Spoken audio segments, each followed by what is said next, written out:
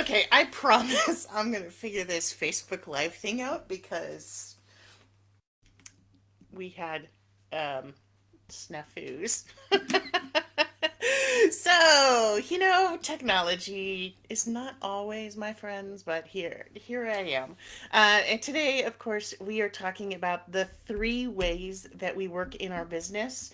Um, the reason I like to talk about this is because as entrepreneurs, especially as those micro business owners, we do it all, right? You are your business. If you are your one and only employee, you are your business. And so you get to do all of the work.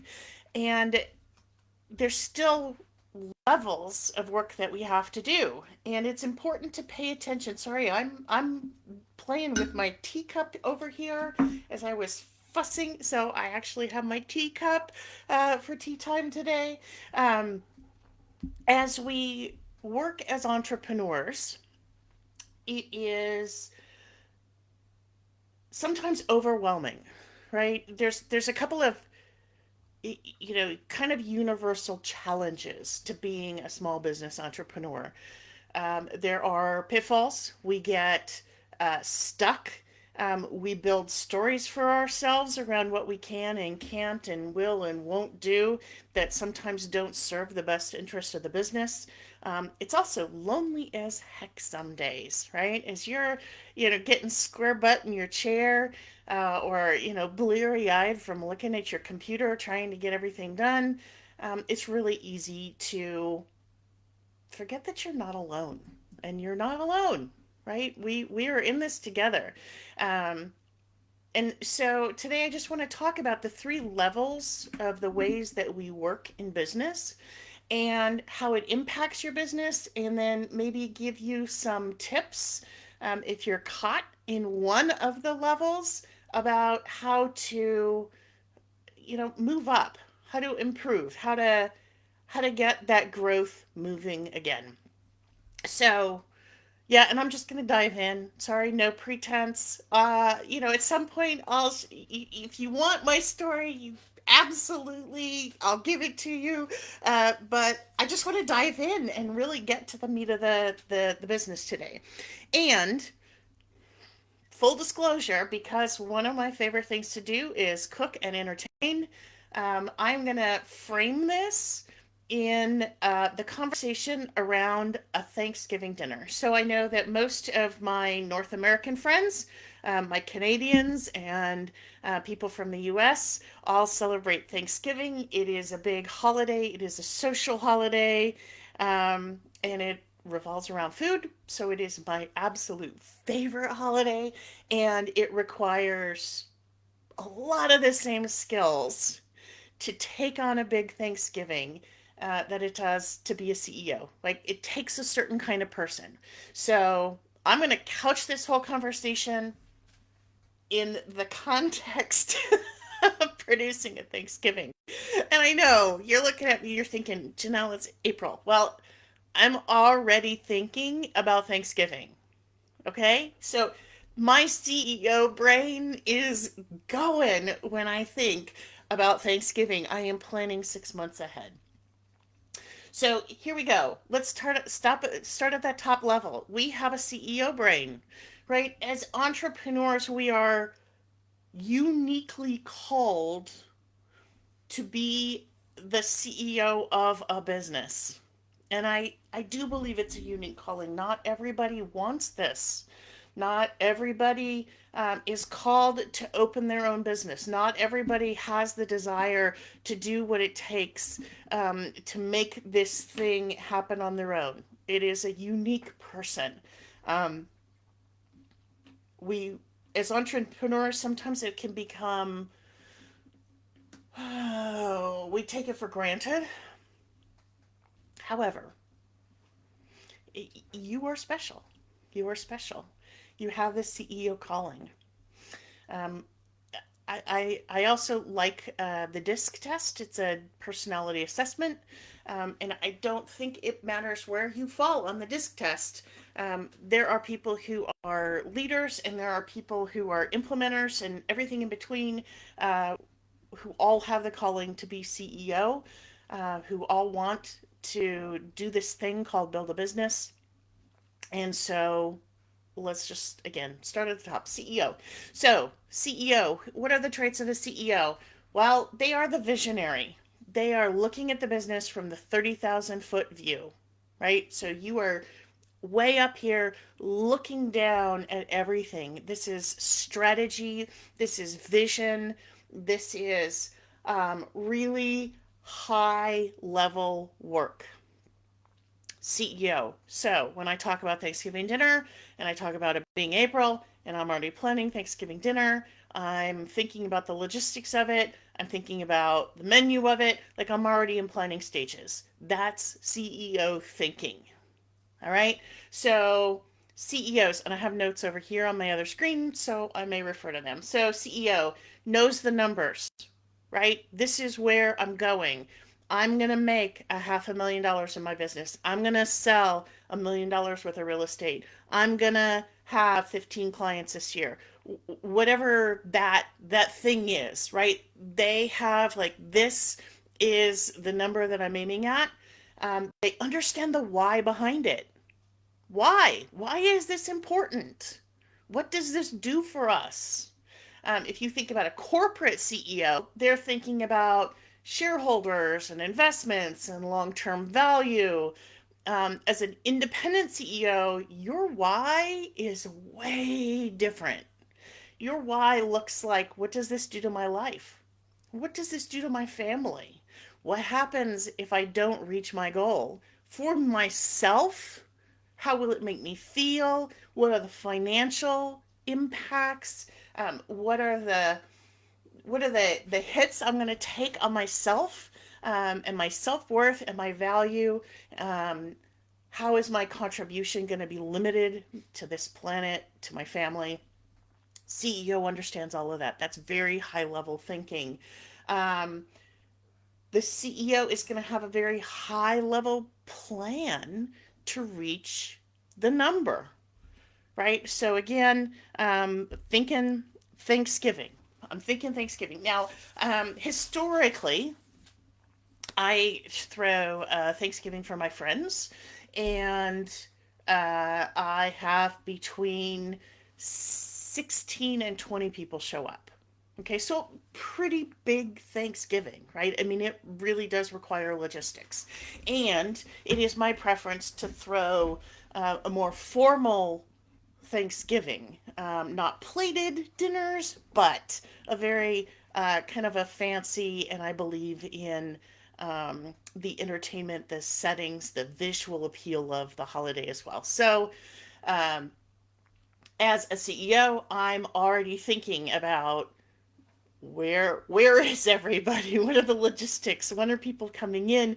What do I need to have on that table? What do I need to get in advance? I'm already planning menus. What's going to be different from last year? What's going to be the same as last year? Right? So I'm planning. This is the CEO level again, right? Um, CEOs are involved in the very highest level of marketing and sales. So not all CEOs have sales conversations, but I guarantee you, even corporate CEOs are in fact having sales conversations. They're just doing it at a very much higher level, right? So they're talking to investors, they're talking to strategic partners, they're talking to very high level customers, right? This is the work of the CEO. They create and promote company culture. I want you to think about this. This is really important. Even if your business is just you have a company culture. What is the company culture you want to foster? Right? So, work of the CEO. What are your core values as a company? As you hire people, as you contract maybe a part-time VA, or as you hire a bookkeeper, or as you bring on accountants, as you bring on contractors, these are all going to be part of your team. It's really important that they are aligned with your company culture. As CEO, You create it, you foster it, right? You plant the seeds. A CEO also delegates everything possible, right? So when we are working at our highest level, a CEO is going to delegate everything possible. Now, if you are sitting at your desk by yourself, guess what? You're delegating to yourself. And this is where we get into a conversation about time management, right? So again, coming back, Thanksgiving, I'm doing my planning, I'm thinking about the mood I want to create, I'm thinking about the things that I'm going to need, I'm thinking about how I want to feel on the day, I'm thinking about how I want to feel afterwards. I'm planning this whole thing. I know that I'm also going to need to now assign time to my next level down, which is manager, my mid level. So, a manager, what does a manager do? Well, a manager has more like they're the magistrate. They are 300-foot view. So they're not way up here, but they're here. So they have a broad view, but they're a little closer to the actual real work, for lack of a better description, right? They know what needs to be done. They are going to break it into an actual timeline and steps. So that's a manager's job. Okay, got me? So, CEO, I'm up here, I'm planning Thanksgiving. I know what mood I want to create. I kind of know who's going to be there. I'm planning the meals. And then my manager self is going to step in and say, okay, let's look at those meals. What do I actually need for those meals? What's the planning for those meals? When am I going to cook each of these things? How are they going to fit into the production of the day? Right? That's manager thinking, timeline, actual implementation steps. That's manager thinking. They are going to translate those CEO ideas into practical timeline and steps. This is your manager mind. Managers know the goals and take the steps to achieve the goals. So the managers are the people who are really making sure that everything is on track. That's it. That's their job. They are continuing and fostering and growing and looking for ways to grow company culture.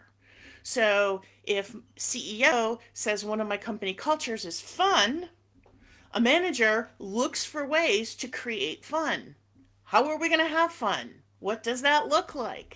Um, they are delegating and training and hiring employees. That's what a manager does. A manager is supportive of employees. A manager is, in a lot of ways, the rah rah team, but also knows how to, right? So the manager has a certain skill set. They know how to communicate effectively. They know how to offer constructive criticism. They know how to encourage employees and make them feel included and like they are bought into the company vision.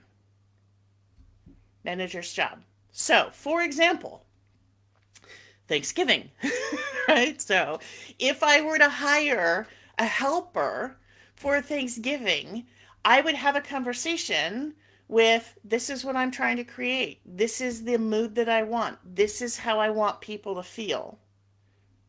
And I want them to have buy in. I want them to have agreement that, yeah, that's how Thanksgiving should be, right? I don't want to, if I do a formal Thanksgiving, I don't want to hire a helper who really thinks, this is just a lot of work and we should just have paper plates. Because let me tell you, my family, we do not do paper plates. I do not. Oh my goodness.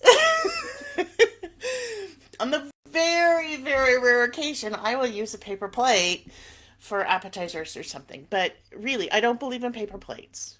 Um, I want this Thanksgiving to be a formal. We're going to use the good stuff. I believe it has to be used. I have it. I'm of that generation. And so I want a helper who's going to be supportive and be behind it and be excited about it, right? That's going to be one of my criteria for hiring is that they're going to be behind my vision. So this is the manager's job. Um,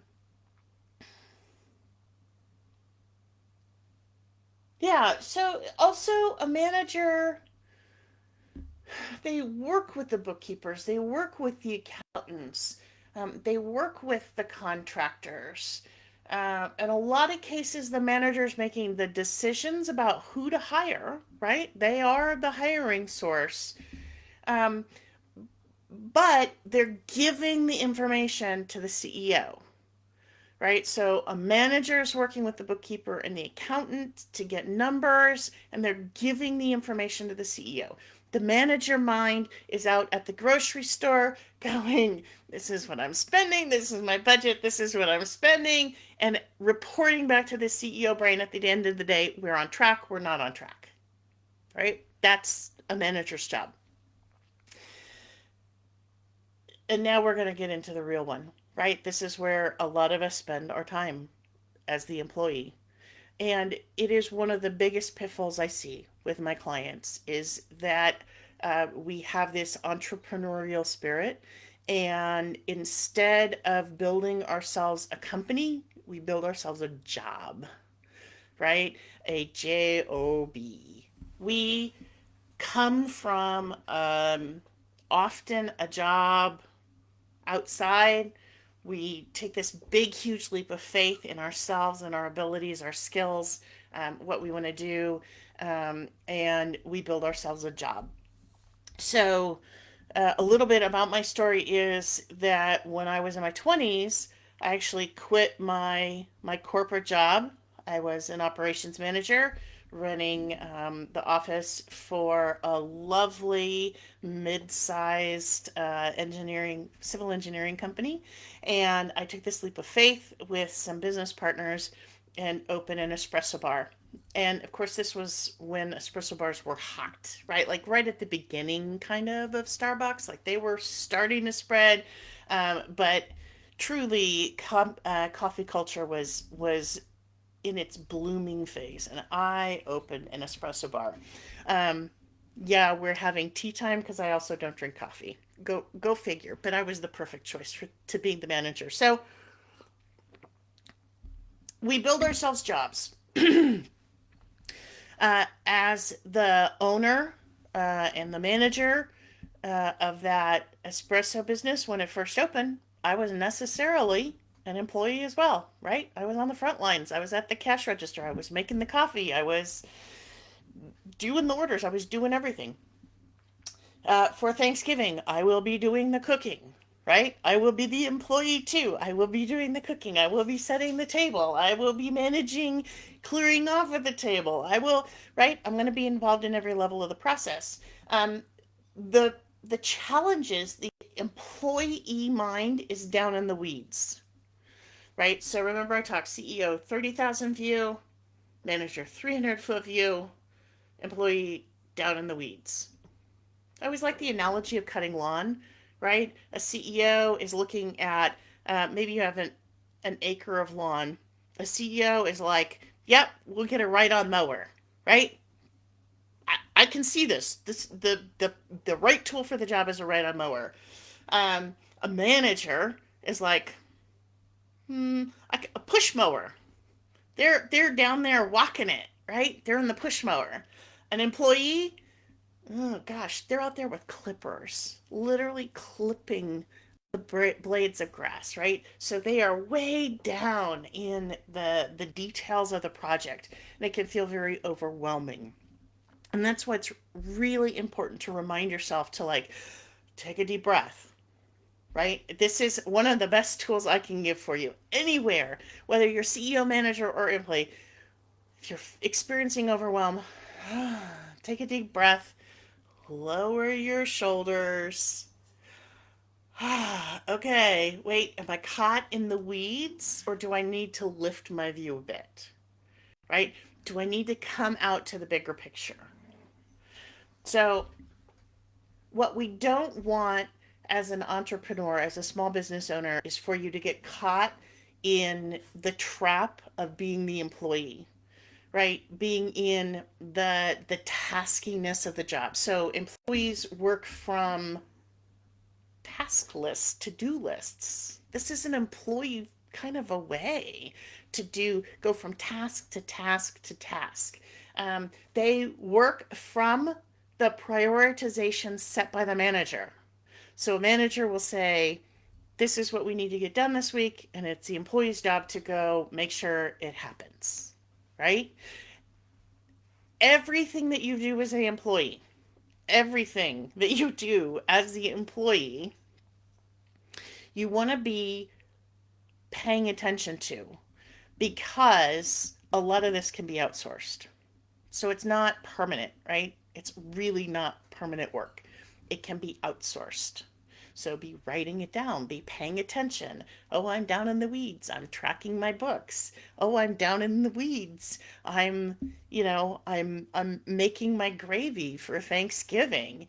And it's really easy if I'm making the gravy to forget that I've got six other dishes going, right? So I have to, take a deep breath, come back up to the next level, right? Also, they're doing, right? So employees are doing. So let's talk about how this works in your business. A CEO will have a high level plan, let's say for social media. CEO creates like the vision. This is where we're going. This is what we want the outcome of our social media to do. A manager goes and translates it into, okay, so this is what we want. This is the vision. This is the theme. I'm going to translate that into, this is a month plan. Here's our plan for the month. The employee is creating the posts, right? They're making sure the posts are coming out. They're making sure that everything gets done. So employee work, manager work, CEO work. It's really important that you give yourself appropriate time in each one of the categories. I have a feeling I'm at over 20 minutes here, which is way longer than I wanted to go today. So maybe next week's tea time, if you have questions, send them to me. I can talk about what happens when you get trapped, because each one of these levels has pitfalls, and each one of these levels has a support system. So this is really important, because you need to be able to recognize like what's happening right now. What am I experiencing? What am I feeling? Am I procrastinating doing the tasks? Am I putting off doing this thing? Oh, I just don't. Oh gosh, I got to call that person and I'm really dreading it, and so I'm going to go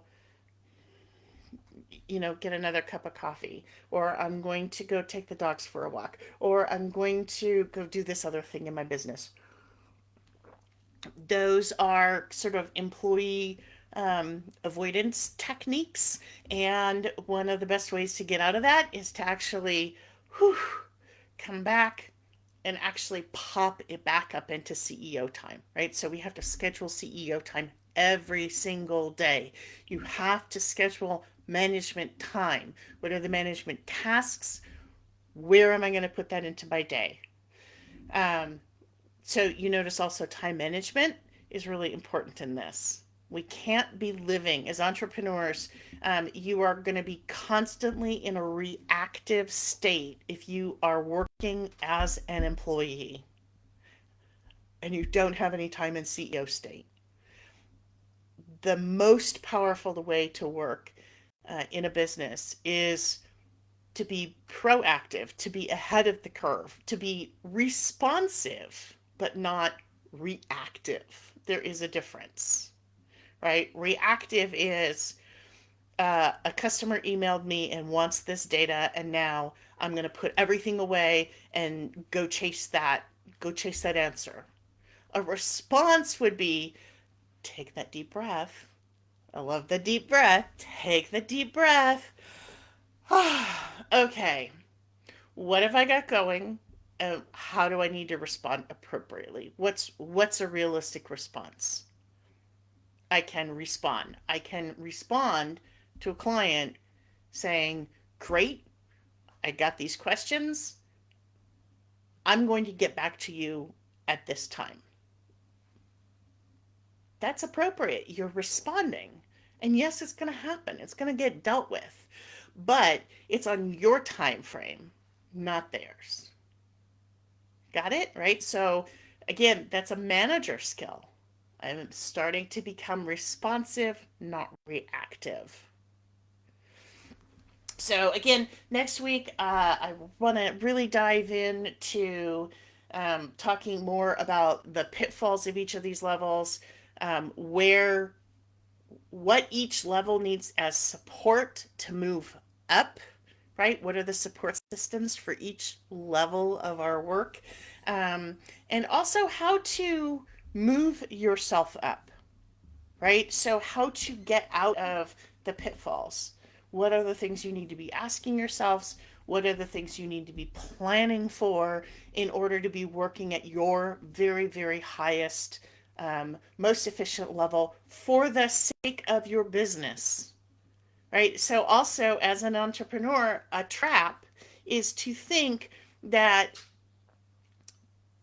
because it's my life and my family is the number one and most important thing in my life, that everything has to be family first. Well, you actually have a business and you have a responsibility to a business, your business.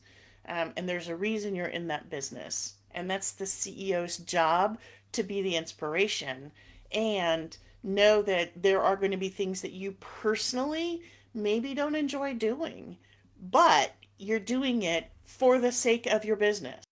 Maybe you're going to reprioritize some things in your life for the sake of the success of your business, right? And so there's some questions you can ask yourself there too.